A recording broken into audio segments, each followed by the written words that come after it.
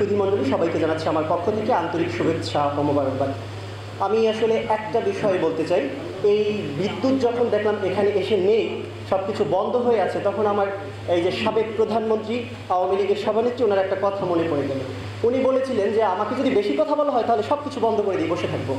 যে এই কথাটা শুধু আমার এইখানে এসেই মনে পড়ে না, এই ধরনের ঘটনা যেখানেই ঘটে তখনই তার কথাটা মনে পড়ে।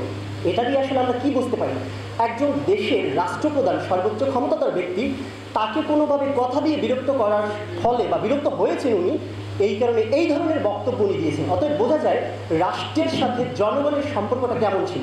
তা আমরা সামনের দিকে একটা মানবিক কল্যাণ রাষ্ট্র গঠন করতে চাই, সেক্ষেত্রে মুশফিক ফজলুল্লাহ আনসারী উনি আমাদের অত্যন্ত পরিচিত মুখ, তাকে আমরা দেখতাম এবং সবসময় ফলো করতাম যে উনি আমাদের কথা কী বলছেন বাহিরে বসে বা কতটুকু আমাদের কথাটাকে রিপ্রেজেন্ট করছেন, সেদিকে তাকিয়ে থাকতাম। তার কাছ থেকে আমরা ভাবনা শুনবো। কিন্তু আমি বলতে চাচ্ছি সেই মানবিক এবং কল্যাণ রাষ্ট্র গঠন করার জন্য রাষ্ট্রের সাথে জনগণের যে এক ধরনের বিশাল পার্থক্যের জায়গা তৈরি হয়েছিল, সেটা গ্যাপটা আমরা কীভাবে পূরণ করবো।